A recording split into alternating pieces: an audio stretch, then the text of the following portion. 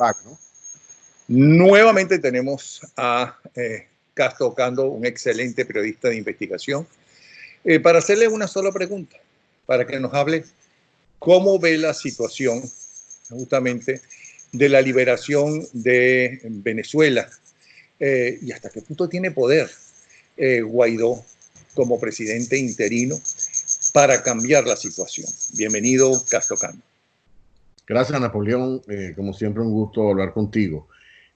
Mira, yo creo que en general, desde el momento en que Guaidó sale de Venezuela en esta segunda ocasión, toda la gira que ha hecho obviamente ha tenido un enorme impacto mediático, es decir, que desde ese punto de vista ha sido un tremendo éxito.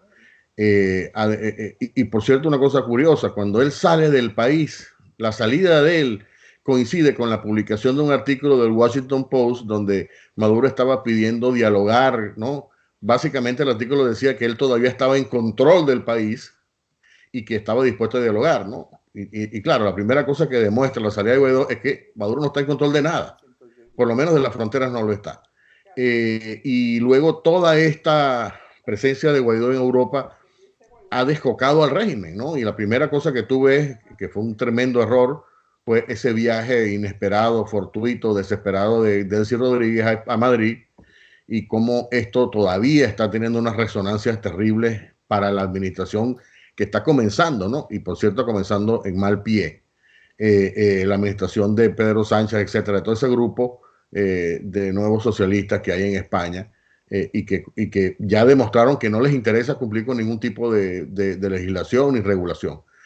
Luego, este viaje por Canadá, Estados Unidos, etcétera, ha tenido, por supuesto, también una gran resonancia, hasta lo último que es la presencia en Miami. Obviamente, ¿no? Se cometieron un par de errores. El tema de Cuba, por ejemplo, en Canadá, que es un tema importante. Los canadienses entienden Cuba de una manera distinta a como lo entienden en Estados Unidos. Y yo lo que pensé era, bueno, Guaidó está tratando de ser amable con su anfitrión. Pero obviamente que rápidamente corrigió estando ya en Estados Unidos, porque Canadá tiene unos intereses que Estados Unidos no tiene, o tiene algún tipo de tradición vieja en su trato con Cuba. Y luego Cuba siempre ha sido un territorio, digamos, muy buscado por los viajeros o los retirados, más bien canadienses, etcétera, etcétera. Y tiene negocios también, ¿no? Entonces, yo creo que desde el punto de vista de todo este impacto que ha tenido Guaidó, ha sido exitoso. Probablemente no se... y luego tiene un timing muy interesante también en Estados Unidos, porque él llega a Estados Unidos prácticamente en el momento en que Trump se le abren las puertas del triunfo con respecto a todo este proceso del impeachment. Es decir, la reunión de Guaidó con los venezolanos se produce el mismo día en que los senadores votaron para ya evitar, o sea, no sigamos más con con el impeachment, sobre todo el tema de los testigos. Ellos querían seguir, los demócratas, trayendo más testigos, y simplemente hubo una decisión de que no, se produce el mismo día en que Guaidó habla en Miami. Y obviamente eso ya, sin embargo, la reunión con Trump no se ha producido, y yo creo que puede haber allí algunos elementos, es decir, la gente dice, Trump no le interesa a Guaidó, no le interesa. Yo creo que Trump quiere salir. Para Trump el impeachment ha sido una camisa de fuerza, incluso para tratar los temas de Venezuela, sobre todo por el tema también de la intervención de su abogado Giuliani, que ha estado en el centro de la polémica. Entonces era como que no quería añadirle más fuego, más leña al fuego. Y bueno, ya sabemos que mañana se produce el discurso de la Unión, o sea, lo que llaman la memoria y cuenta, hablando en venezolano, de Trump, es mañana, y luego se espera que el miércoles ya se produzca formalmente la absolución. Entonces, desde el punto de vista, repito, mediático, la gira ha sido un gran éxito, pero hay que también entender, y es lo que yo siempre trato de decir, Guaidó, o sea, el gran poder de Guaidó reside fundamentalmente en la legitimidad que él puede exhibir como presidente de la Asamblea Nacional. Y esa es la razón por la cual tiene 60 o más países apoyando. Una cosa curiosísima, que no curiosa, pero sí muy, muy importante, es que Guaidó en la reunión del sábado en Miami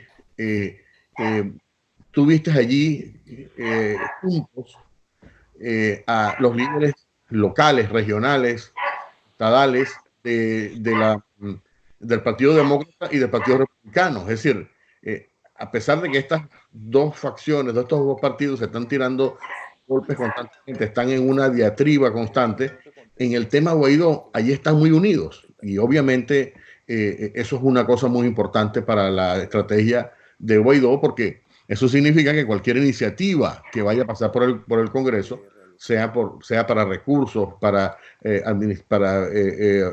tomar decisiones, cualquiera que sean, para reforzar, digamos, la presión sobre Maduro, tiene apoyo bipartidista. En Estados Unidos eso es muy importante, es decir, toda la iniciativa, y hemos visto cómo muchos de estos recursos que se han aprobado han tenido la aprobación de las dos líderes, del demócrata y republicano, y la razón, Napoleón, que yo veo por qué se está produciendo esto es porque naturalmente ya los venezolanos están teniendo un peso específico en el tema electoral, es decir, ya la cantidad de venezolanos que tienen capacidad de voto ha aumentado dramáticamente. Y fíjate tú, por ejemplo, el condado de Miami-Dade en las elecciones del 2016 lo ganó Hillary Clinton, básicamente con el voto de los cubanos, millennials cubanos, que tienen una forma muy distinta de pensar de los cubanos de los años 60, 70, que vinieron incluso de los Marielitos. Pero en estas elecciones el voto venezolano puede decidir, ¿no? La diferencia apenas fue de 1 punto. La diferencia por la cual Hillary Clinton le ganó a Trump en el Miami-Dade fue de puntos muy pequeños, es decir, menos de 5,000 votos, etc. En el estado ganó Trump, pero también ganó por una pequeña diferencia, es decir, que los venezolanos y obviamente detrás de los venezolanos están ciertos grupos cubanos, están el voto nicaragüense, posiblemente un voto importante de los colombianos, que también es una fuerza considerable. Es decir, estamos hablando desde el punto de vista demográfico, electoral, ya los venezolanos tienen una capacidad de decidir posiblemente en estas elecciones, y por eso es que lo que yo espero entonces es el tema o sea, Trump, una vez que se acabe el tema del impeachment, esto va a cambiar radicalmente. Pero para contestar tu pregunta, entonces, el poder de Guaidó, en mi opinión, deriva de esto, de toda esta legitimidad, pero al mismo tiempo Trump no es una persona, Guaidó no es una persona que tenga un peso específico, o sea, un poder, por ejemplo, militar, no lo tiene, es decir, no tiene ni siquiera policía, no hay ni siquiera un organismo de investigación policial que esté trabajando hasta donde yo lo sé, y no lo va a tener, es decir, Estados Unidos puede prestar ese trabajo o se está ayudando, igual que Colombia, Brasil, etcétera, pero cuando la gente piensa que Guaidó tiene la capacidad para convocar ejércitos y dirigir una invasión, no es así, ¿no? O sea, el poder es otro tipo de poder y eso es una limitación que hay que tener en cuenta cuando uno evalúa el tema de Juan Guaidó. Ahora bien, ¿por qué hay tanta gente que piensa que una intervención militar es lo que tiene que pedir Guaidó? Guaidó tiene que pedir una intervención militar. Eso no tiene primero que, después que todo el mundo, tanto los europeos como hasta el mismo grupo de Lima, dicen que no están de acuerdo con una intervención, a menos que eso sea una cosa para decir, pero por debajo de cuerda están planeando otra cosa. ¿Por qué acusan a Guaidó de eso? Guaidó puede pedir una intervención militar sin saber que no tiene el apoyo y que le van a responder que no.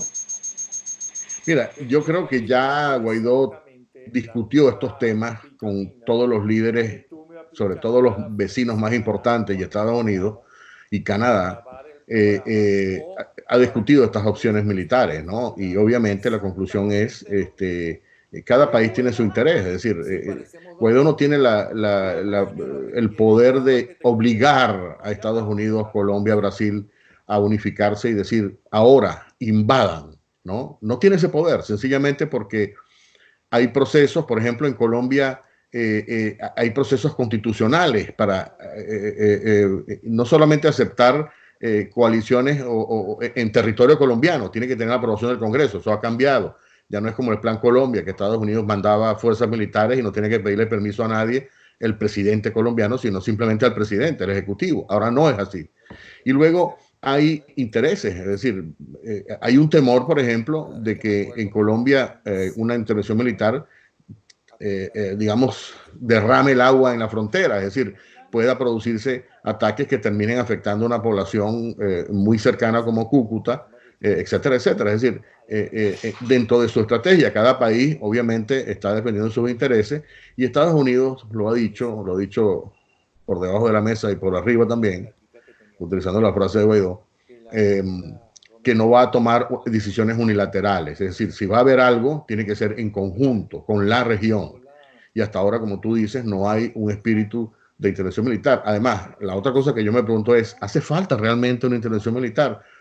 Porque si planteamos esto en un término de la guerra convencional, Venezuela, la presta operacional de Venezuela es, yo no creo que haya existido un momento más o peor, digamos, en el tema de la presta operacional, de la capacidad de reaccionar de la Fuerza Armada ante un ataque externo. Es decir, en mi opinión, Venezuela nos representa, digamos, una amenaza seria, pero sí puede producir algún tipo de daños, ¿no? Como mandar un misil por allí suelto a alguna población colombiana o de repente mandarlo para Curazao o Aruba, que está ahí mismo. Es decir, tiene capacidad para producir, ¿no? Y la otra cosa es, el tema es cómo, después que tú invades, cómo controlas al país, porque las personas creen que Maduro tiene control y la verdad es que en Venezuela yo veo más como facciones, ¿no? Es decir, cada facción controla una parte de los recursos, de los dineros, de las actividades criminales o de las zonas del país, pero no hay nadie en control supremo arriba, ¿no? De modo que si tú vas a Maduro, posiblemente te tengas que enfrentar a otros bolsones que se mantienen independientemente. Y luego el tema de la invasión, obviamente, ha habido unas voces tremendas dentro de la academia en Estados Unidos y dentro del Pentágono y dentro del Departamento de Estado que no quieren que Estados Unidos vuelva a esa época intervencionista, que no sea acusado luego como que, bueno, mira, Estados Unidos siempre quiere poner el garrote, ¿no? O sea, hay una sensibilidad dentro de ciertos círculos de poder y sobre todo del sector militar que no quieren volver a esa época del pasado en el cual Estados Unidos como lo hizo en Haití, como lo hizo en Panamá, como lo hizo en Grenada, etcétera. No quieren volver a esa época, sencillamente, ¿no? La otra cosa es, ¿hace falta intervenir con toda la tecnología que hay? Es una pregunta interesante. Ahora bien, los cubanos tienen 61 años de una tiranía. Eisenhower estaba el gobierno de Eisenhower estaba planeando una intervención con la ayuda y con miembros cubanos armados, que eran los primeros que fueron los que realmente salieron. Cuando cambia el gobierno y cambia el partido, entonces John Fitzgerald Kennedy se echó para atrás y dejaron a los cubanos solos. Pero tienen 61 años. Los venezolanos ya tenemos 20 años. Si no es una intervención, porque son 20 años, y uno tiene que decir que entonces nuestra dirigencia ha fracasado hasta ahora, porque es que no es un año ni 2 años, ni es con Guaidó, ¿no? Sino que son 20 años ya. ¿Cuál piensas tú que es la salida entonces? ¿Esperar 62 años?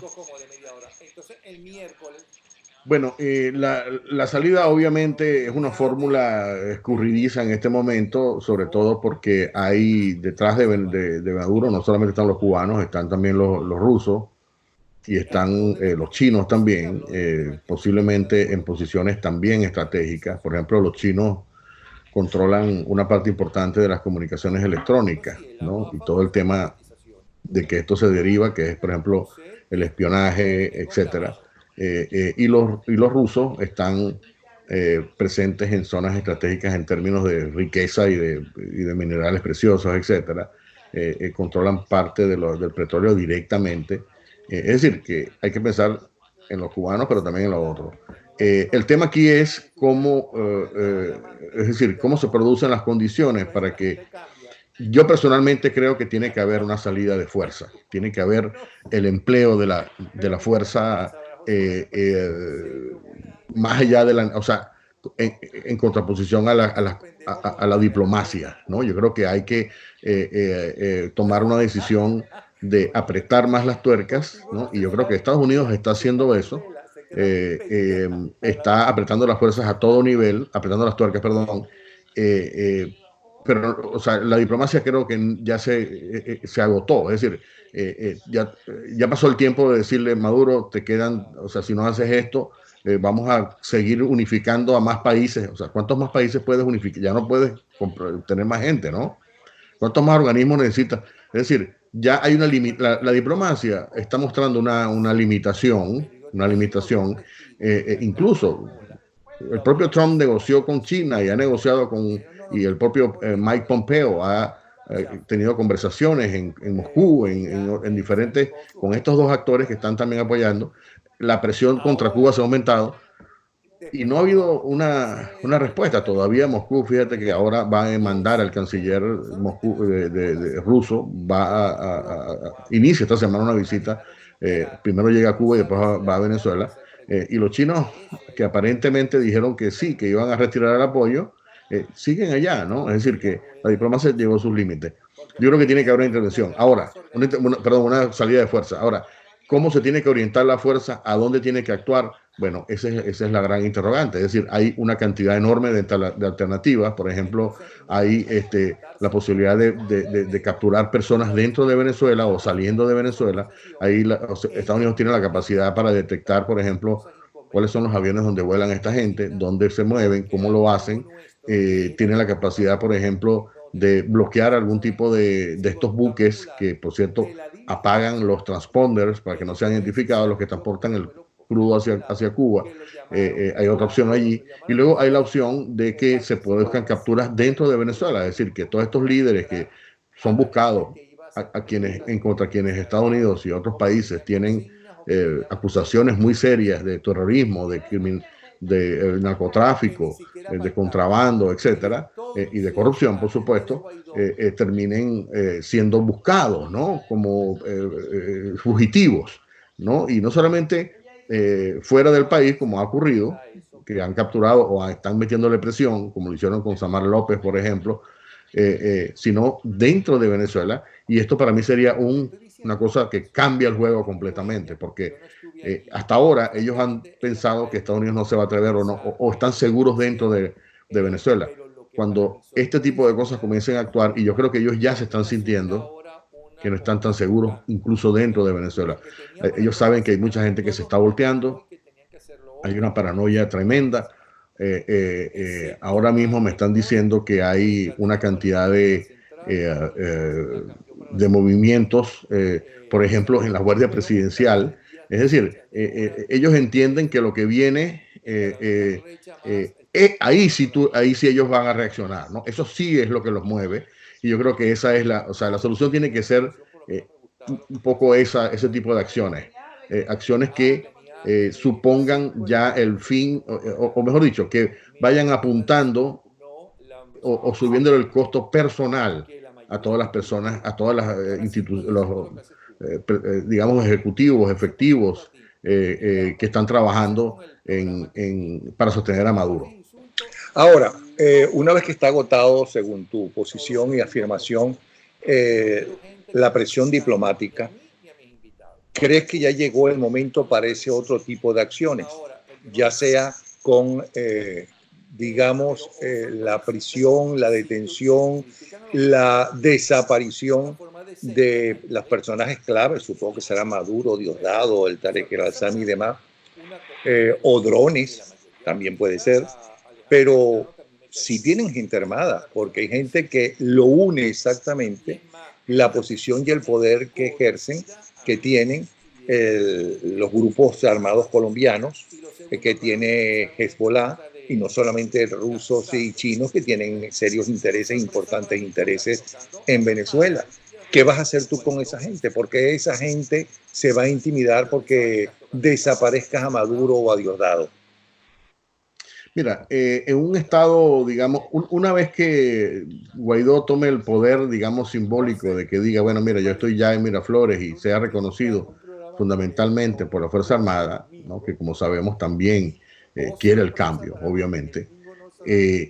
Ya entonces se trata de acciones para tomar control de todo el país. Es decir, Una vez que ocurra esto, o que Maduro se vaya, o que Maduro sea detenido, o cualquier tipo de acción que lo saque del poder donde está, y luego efectivamente Guaidó se monte y luego controle, digamos, la toma de decisiones, controle las instituciones claves para administrar el poder en Venezuela, tú puedes controlar Caracas y luego entonces, bueno, comienzas a organizar creando alianzas militares y vamos a controlar o vamos a limpiar la zona del sur del país, vamos a meternos el 23 de enero, donde hay arsenales y donde hay cualquier tipo es decir, esto ya es una cosa que tú puedes comenzar a trabajar y toda esta gente queda fuera al margen de la ley. Es decir, en una situación así es insostenible bolsones independientes en Venezuela. Es decir, se acaba, si los que están trabajando en la frontera, es cuestión de obviamente enfrentarlo y allí es donde es importante una coalición internacional porque entonces ya estaría siendo autorizada, coordinada desde Venezuela y entonces tú agarras y dices, mira, necesito, como se hizo en los 60, el ejército venezolano contra la guerrilla en diferentes partes, es decir, tú comienzas a recuperar los espacios, comienzas a poner un poco de orden y eso toma un tiempo, naturalmente, ¿no? A mí esa parte no me preocupa, el tema aquí es el momento en que Guaidó llegue a ese poder, ¿no? O sea, cómo va a ser y son las teclas que hay que tocar. Allí es donde está el meollo del asunto. Estados Unidos lo sabe, los colombianos lo saben, todo el mundo, es decir, sabe que eso es lo que hay que hacer, sacar a Maduro. Ha habido ofertas, continúan ofertas. Yo te decía que la diplomacia está agotada porque todavía siguen los esfuerzos de decirle, mira Maduro, vete, tienes la posibilidad de irte ahorita. Y yo estoy seguro que Maduro quiere irse, ¿no? Lo que pasa es que Maduro está en una mafia donde la mafia, tú no sales de ahí sino muerto. Entonces, y obviamente a la larga eso va a, o sea, todo lo que ocurra, una vez que tú controlas el poder, yo creo que de allí a enfrentar esas mafias es un paso que se va a dar y que se tiene que dar y que creo que va a ser exitoso. Ahora, Maduro no controla el poder, pero sino parte del poder. El poder está dividido, que por un lado Maduro, por otro lado Diosdado, por otro lado Tarek al-Assami, por otro lado son las guerrillas, por otro salen el grupo de militares generales especialmente corruptos, por otro lado es algo que tú sabes de eso y que no hemos mencionado, que es el narcotráfico, que también le interesa mucho que esté Maduro o alguien parecido a Maduro, pero Maduro supuestamente es el presidente reconocido por dos de las más grandes potencias, como es China y como es Rusia. Es decir, ¿quiénes controlan y son los grupos que controlan y que leen el poder, cada uno por separado, y que los une justamente la presidencia de Maduro? Mira, yo creo que hay que entender el tema de Venezuela, de Maduro, del poder de Maduro, de los grupos, en función de un factor, y el factor es dinero. Es decir, quien controla el dinero, controla el poder. O sea, la capacidad que tiene Diosdado Cabello de controlar ciertos grupos del ejército, por encima incluso de Padrino López y del mismo Maduro, es directamente proporcional a la cantidad de dinero que él puede ofrecer a través del narcotráfico, naturalmente. Es la estrategia, es decir, la gente en Venezuela... lo bueno y lo malo, digamos, ¿no? Lo bueno en el sentido de que de la revolución en Venezuela es que la lealtad es comprada. No hay una lealtad ni a un líder ni a una ideología, sino al dinero y a la capacidad de medrar, ¿no? Y eso es una cosa constante en todo nivel. Y en el momento que se acaba el dinero, se acaban las lealtades, ¿no? Y la gente dice, no voy a seguir, o mejor dicho, se sacrifica en la medida en que puede lograr un beneficio en metálico, en efectivo, en dinero, en oro, en lo que sea, pero que sea constante y sonante. Eso es una realidad cuando tú analizas este punto. Entonces, el que manda es el que tiene más plata, en pocas palabras. Y eso es justamente el problema, y eso es lo que está haciendo Estados Unidos. Estados Unidos está secando, digamos, te está cortando de una manera, en muchos casos, dramática, todo ese flujo por donde le está entrando dinero al gobierno de Venezuela. Y cuando tú ves a Maduro que intenta parecer como, ¿no?, ponerse la camisa azul, aquella que se ponía Chávez cuando quería hacer campaña, ¿no? No la roja, sino la azul. Tú ves a Maduro ahorita, por ejemplo, tratando de decir, mira, el culpable soy yo, pobrecito, Donald Trump no tiene nada que ver. Bueno, es que tienen problemas serios de dinero. Y cuando tú no tienes dinero, la gente se escapa, la gente se te voltea, la gente quiere negociar, quiere buscar su supervivencia, ¿no? Y eso está pasando en diferentes grupos, por ejemplo, entonces, porque mira, por ejemplo, Tarek al-Aissami. Tarek al-Aissami tiene gente de Hezbollah en Venezuela cuidándolo a él, es decir, tiene su propio ejército. Ahora, ¿cuánto cuesta mantener un ejército en Venezuela de esa naturaleza? Tiene gente presumiblemente de Siria, iraníes, personas del Medio Oriente, que están en Venezuela, que él los ha traído en aviones, vuelos secretos, y están allí para cuidarlo a él y a su entorno. Pero ¿cuánto cuesta mantener diariamente a 300, 400 soldados de este tipo de Hezbollah en Venezuela? Cuesta mucho dinero. ¿De dónde saca el dinero? Tienes que sacarlo de algún aporte. Porque en el momento que tú no le pagas a esa gente no va a pelear, sino... Además, Hezbollah está en Venezuela, no tanto, en mi opinión, pues no tanto como para organizar ataques a Estados Unidos, sino para lavar dinero. El tema de Hezbollah en Venezuela es porque es una gran lugar para recoger dinero, lavar dinero del narcotráfico y llevarlo a sacarlo del país, ¿no? Y entonces es un tema de cómo, lo mismo, mira, lo mismo los hermanos Rodríguez, lo mismo el Padrino, es decir, todo el mundo está en esto por el dinero y yo creo que esa es la estrategia fundamental de Estados Unidos. Le estoy cerrando las puertas, lo estoy desbancarizando completamente, estoy persiguiendo los flujos, por ejemplo, de narcotráfico. Fíjate, por ejemplo, Napoleón, la industria de Venezuela, la industria paralela que este gobierno creó fue Venezuela como un gran pasadizo para el narcotráfico a cambio de un dinero, ¿no? Es decir, cada avioneta que pasaba cargada de 2 toneladas de cocaína pagaba un peaje, ¿no? Entonces el general se quedaba con una parte, etcétera, pero había otra parte que iba a un fondo, ¿no? Y luego entonces venía toda esa droga hasta, la ruta es hasta más o menos Honduras y República Dominicana, otras rutas menores, y luego de ahí entonces entra las organizaciones mexicanas para meterlo, ¿no? Pero luego viene el proceso de sacar el dinero, porque tú puedes sacar la droga, pero te necesitas el dinero, y allí es donde Estados Unidos ha hecho una gran tarea de cortar esos flujos. Hay una cantidad, por ejemplo, de empresas de carga en Estados Unidos que ya no están transportando ese dinero efectivo para Venezuela. Venezuela ya no tiene, por ejemplo, las estructuras en Centroamérica para lavar el dinero, o lo que tenía en Colombia, lo que tenía con otros países en el sur. Por ejemplo, el tema de Bolivia, el eje de Bolivia, que era un eje importante de suministro de pasta de coca, por ejemplo, se acabó. O sea, ya no hay más vuelos militares como lo había antes desde este aeropuerto en el Chapare para Venezuela, para Palo Negro, transportando pasta básica de coca, ¿no? A laboratorios creados por la revolución. Es decir, se les ha venido disminuyendo y por eso es que Estados Unidos dice la presión va a funcionar, ¿no? Hay que tener una paciencia estratégica porque esto está terminando de ser un castillo que se puede venir abajo en cualquier momento porque ya no tiene, repito, ¿no? esa lubricante fundamental para esta maquinaria que se llama el billete. Dices que se puede venir abajo en cualquier momento, pero no necesariamente es en este momento.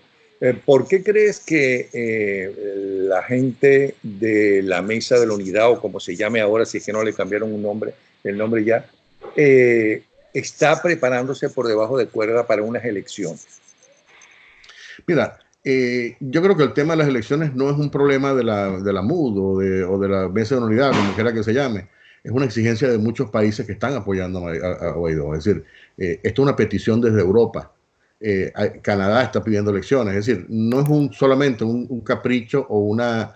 es que la manera de tú tener o ganar la legitimidad es tener elecciones, porque Guaidó es un presidente interino, provisional, es decir, tiene un límite en su ejercicio, en su legitimidad, y no es para siempre, es decir, tiene que reelegirse, ¿no? Recordemos que Guaidó o sea, hizo un juramento siguiendo el procedimiento una vez que ya se considera que hay una vacancia absoluta en Venezuela, pero no se ha electo, y eso es muy importante para toda la gente que está apoyando. Entonces, todo el mundo está pidiendo elecciones. Obviamente la gente entiende que no hay condiciones para elecciones, ¿no? Naturalmente.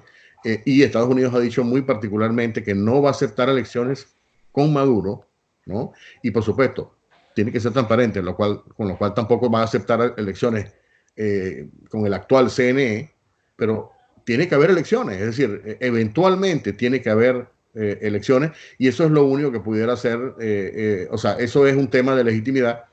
hay una petición internacional para eso, ¿no? Entonces, ahora, pensar que una vez que el gobierno va a permitir elecciones y que luego, si las pierde, lo va a entregar el poder, eso nadie lo cree, ni Estados Unidos tampoco lo cree. Lo cual no significa que estén constantemente llamando a tratar de buscar una salida negociada, porque, mira, en estos conflictos nadie va a decir vamos a revelar los planes, ¿no? Tú llamas a que la gente haga lo que tiene que hacer dentro del orden democrático y naturalmente es lo que está haciendo, es lo que puede hacer Guaidó, y volvemos al punto de que Guaidó no tiene el poder sino de hacer las cosas por la vía cívica. Ahora, que eso guste o no guste, que la gente crea que eso no tiene sentido, eso es otra historia, ¿no? Pero yo no creo que esas elecciones signifiquen una claudicación, porque claro, hay factores, es decir, el punto central aquí es que si hay una elección donde Maduro es candidato, eso no lo va a aceptar nadie. Y si hay una elección donde el mismo CNE que está ahorita está administrando las elecciones, tampoco la van a aceptar. Entonces, a mí ese tema realmente no me preocupa tanto, porque yo creo que no se va a llegar a ese punto en la cual Venezuela vaya a aceptar, ¿no? Por eso es que yo digo, tiene que haber mucho más, esa es una vía de negociación, yo creo que tiene que haber mucho más que una negociación formal, ¿no? Hablándolo en términos diplomáticos, etcétera. Tiene que haber algo de fuerza, ¿no? Y si no hay, hasta que no haya eso, nadie se va a sentar o nadie se va esta gente no va a entregar el poder, yo estoy de acuerdo con eso. Esta gente no va a entregar el poder pacíficamente. Ahora, yo no sé si hay ética o moral en el mundo político. Supongo que unos lo tendrán y otros no. Y no sé si no será nada pragmático ni realista apartarse, por ejemplo, de los bolichicos o del narcotráfico. Ya está comprobado que si la oposición tiene contactos con bolichicos, está el caso de Alejandro Betancourt. No he escuchado denuncias concretas de la infiltración del narcotráfico, aunque sí tienen gente muy cercana que ha estado en juicios en los Estados Unidos, metido en juicios por el narcotráfico. ¿Qué me puedes tú decir a eso? Mira, yo creo que hay, por supuesto, relaciones complicadas que ha tenido Guaidó desde el principio. Ha habido acusaciones de diferente naturaleza. Hay gente, por ejemplo, que tiene ciertos pasados, ¿no? Hay personas, ahora, por ejemplo, últimamente se está distribuyendo la fotografía del papá de un diputado que hasta ayer era un diputado de la oposición, pero que se volteó, ¿no? Y entonces dicen que este señor ahora va a ser miembro del CNE que quieren establecer, Guaidó, etcétera. Es decir, donde tú quieras que voltees, hay sospechas, ¿no? de relaciones peligrosas. El problema es, lo que yo creo es que, y Estados Unidos, en mi opinión, no, lo que está apuntando es, podemos cambiar de caballo cruzando el río, por un lado, ¿no? Y la otra cosa es, si se inicia una investigación, ¿no? Y esto es un problema que no es fácil, pero hay gente que propone que Guaidó debe renunciar. Bueno, renunciar, ¿y a quién vas a poner en el campo? Además, renunciar implicaría entonces que él tendría que renunciar a ser presidente de la Asamblea, porque él es presidente interino porque es presidente de la Asamblea y acaba de ser rectificado como presidente de la Asamblea. Entonces, la renuncia de Guaidó implicaría reestructurar toda la legitimidad en la cual él está basado. Entonces tendrías que cambiar de presidente, tendrías que lograr que él básicamente habría que hacer un impeachment, ¿no? Y entonces mi pregunta es, entonces la lucha se distrae completamente del principal objetivo, que es Maduro. Entonces, la otra cosa es, ¿quién va a sustituir a Guaidó en estas relaciones? O sea, en esta posición, perdón. ¿Cuál es el candidato o quién es digamos, el sucesor que podría concitar los acuerdos o los apoyos internacionales y como los que tiene Estados Unidos y Europa? Es decir, porque entendemos que, y yo estoy de acuerdo, mira, hay mucha gente involucrada o relacionada con Guaidó que está extremadamente complicada, pero mi pregunta es, perdón, lo que yo creo es que eso sería un tema, un segundo tema, ¿no? Después del principal tema, que es salir de Maduro, ¿no? Y yo creo que todo esto, yo creo que Estados Unidos no va a cambiar, es decir, yo creo que cualquier persona que está bajo investigación, cualquier boliburgués, bolichico, lo que sea, que está bajo investigación, va a continuar bajo investigación. Es decir, Guaidó no tiene la capacidad de modificar eso, por un lado, y por otro, esto va a continuar más allá de que si Guaidó triunfe o no triunfe, salga Maduro o no salga Maduro, y esto es una cosa que obviamente va a continuar y que debería continuar, estas investigaciones de estos lazos, de estas formas de estas relaciones peligrosas que pueda tener el gobierno de Guaidó, pero la primera cosa es, o sea, porque tienes la opción, o me enfoco en causarle el mayor daño posible a la administración de Maduro, al régimen de Maduro, o me enfoco entonces a investigarme y tratar entonces de crear un consejo de guerra contra todo el mundo que haya cometido pecado alrededor. O sea, o haces una cosa o haces la otra, ¿no? Y yo creo que es un tema de establecer prioridades, ¿no? Yo sé que resulta un poco, esto no significa que uno sea, digamos, ni complaciente, ni que esté tratando de tapar, porque eso se sabe, ¿no? El tema es que es un tema de prioridades, como lo veo yo, ¿no? O sea, tú puedes, claro, en esto el presidente también tiene una responsabilidad importante, ¿no? Él tiene que tomar decisiones, ¿no? Él tiene que tomar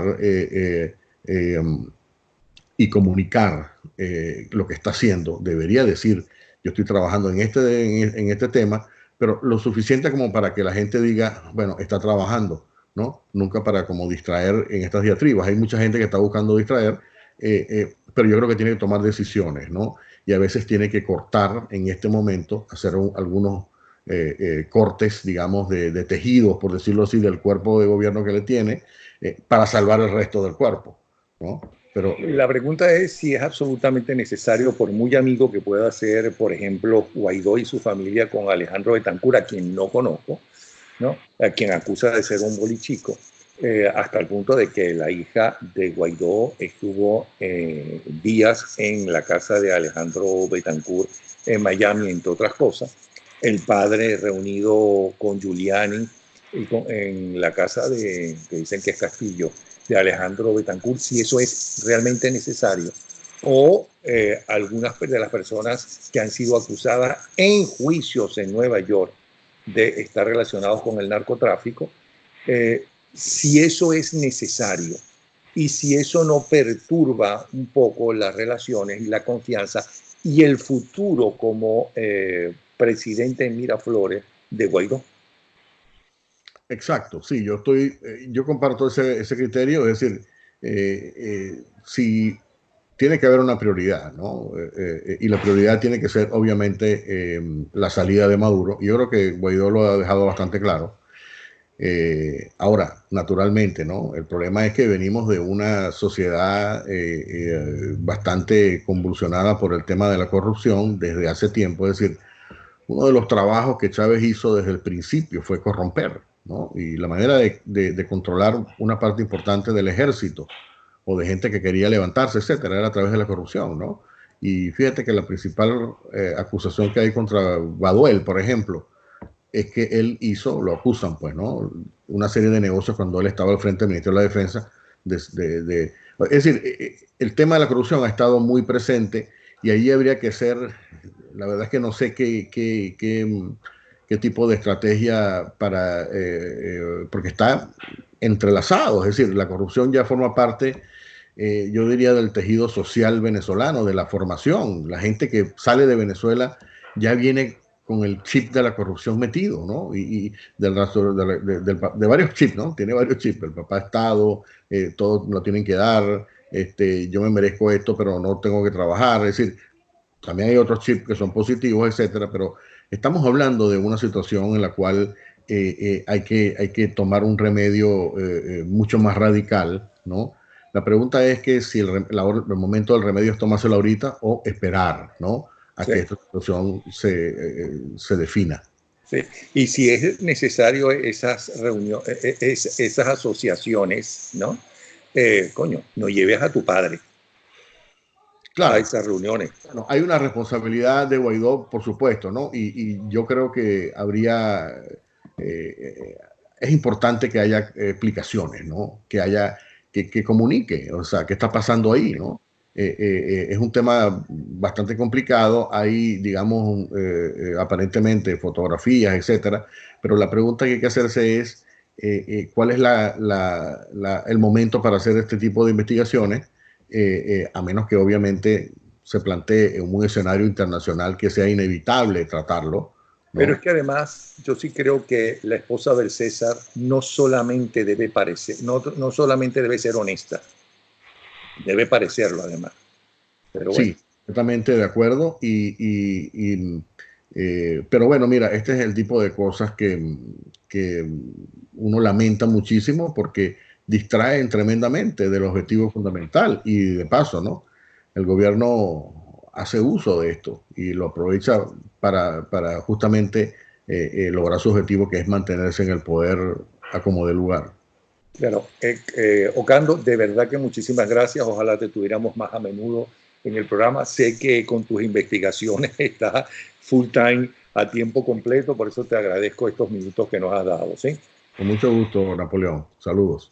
Excelente periodista de investigación, uno de los más prestigiosos y posiblemente de los periodistas el más reconocido como investigador, Castro Ocando. Gracias. Un abrazo. Saludos.